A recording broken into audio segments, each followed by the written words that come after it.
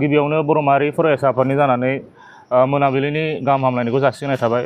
जों दिनै बेयाव प्रेस मिट लानायनि गुबै जाहोनखौ आं बुंगासिनो। जिहेतु जोंनियावहाय मोनसे सनितपुर जिल्लानिफ्राय मोनसे कमप्लेन लाइजाम सफैनायलाय जों दिनै बे प्रेस मिटखौ लानो गोनां जादों। कमप्लेन बिलाइयाव बेखौनो फोरमायनाय दं दि जाय बिथां कमप्लेनेन्ट बिथांनि नामा मयामिन दैमारि, गामि थाइगिरबारि, खैलाजुलि, डिस्ट्रिक्ट सनितपुर। बिथांनि अजदआ जाहैदों जि बिथाङा गावनि फिसाजो जायनि मुङा जोंमा दैमारि बिथांखौ बियो गावनि फिसाजोखौ तेजपुरनि उइसडम सिनियर सेकेन्डारि मोनसे इन्स्टिटिउटआवहाय एडमिसन होनाय जादोंमोन। एडमिसन होनानै फिसाजोखौ बियो हस्टेलाव दोनहैदों। हस्टेलाव दोननायाव माखासे हजों गावनि रुममेट्सफोरा बे बिथांखौ जायनि मुङा जोंमा दैमारि बिथांखौ बाय फर्स नामाज फरायनो थिनदों। लोगोसे बिथांखौ मोसौ बेदर जानो थिनदों। जाय बुस्थुआ जोंनि संबिधाननि बेरेखा बे बुस्थुखौ बिसोर मावदों। लोगोसे बे अजदखौ खोनानानै मयामिन दैमारि जाय बिथां जोंमा दैमारिनि बिफा बिथाङा बे मा होनो उइसडम सिनियर सेकेन्डारि इन्स्टिटिउटनि प्रिन्सिपालनो कमप्लेन होदोंमोन, जायनि मुङा जाबाय साबा आनसारि। खिन्थु बिथाङा कमप्लेन मोनसेयावबो कमप्लेना खेबसेल' नङा, कमप्लेनखौ खेबब्रै खेबथाम होननाय बेयाव मेनसन खालामदों जोंनि कमप्लेन बिलाइयाव। थेवबाबो बे साबा आनसारि जाय प्रिन्सिपाल नैबे उइसडम सिनियर सेकेन्डारि तेजपुरनि बे बिथाङा जेबो रेसपन्स होआसै बा बिनि सायाव जेबो रियेक्ट खालामासै। नाखि बियो उल्था बे मोनसे खोथासो बुंबाय जे नोंथांमोनखौ जों पुलिस केस होनाय जागोन। नोंथांमोना जुदि जोंनि नैबे एकाडेमिक जि फार्स्ट इयार आरो सेकेन्ड इयारनि जि फुल पेमेन्टखौ होनाय जायाबा। दा बिथाङा ओरैबायदि सिटुवेसनाव गोलैबाय बे जोंमा दैमारिया बे रुममेटफोरनि बेबायदि नारसिननायाव मोसौ बेदर जानाय एबा नैबे मा होनो नामाज फरायहोनायाव बिथाङा मेन्टेलि हेरेसमेन्ट मोनबाय। लोगोसे मेन्टेलि ट्रमाटाइज जाबाय। बिथांखौ न'आव लाबोफिननो गोनां जाबाय। बिथाङा दा ओंखामबो जानो हाया, दैबो लोंनो हाया, बेफोरबायदि गोथौ शक हाबना थाबाय।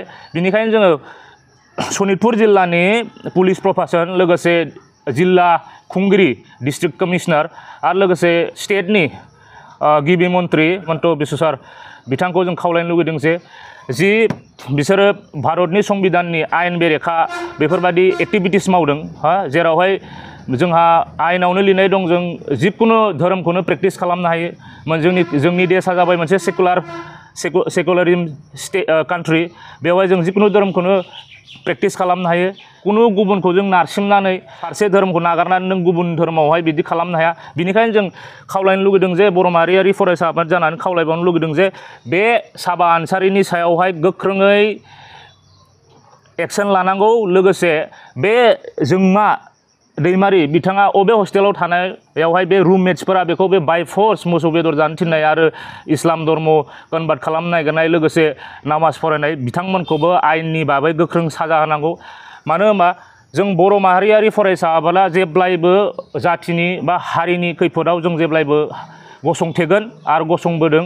आरो जों बेखौ कुनु दिन बेबायदि ओरैनो हेंगारनो हाया। आरो जों लोगोसे जों जातीय संगठन जानानै जों जातिखौ बासायनाया जोंनि दायित्व। लोगोसे जों स्टुडेन्ट जानानैबो जों मोनसे छात्र संगठन, जों स्टुडेन्ट जानानैबो जों कुनु दिन मोनसे छात्रनि बेबायदि सोलोंथाइ लाफुनाय जिबन बा एकाडेमिक बेफोरबादि लाइफआवहाय जों कुनु दिन बेफोरबादि एन्टि ससियेल एक्टिभिटिसखौ जों बिनि सायाव गोहोम खोख्लैनो हाया।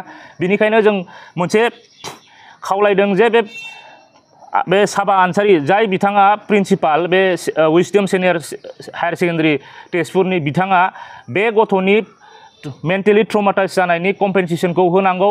बिनि मेन्टेलखौ रिकभार खालामनो थाखाय बिथाङा बेनो कम्पेनसेसन रां होनांगोन।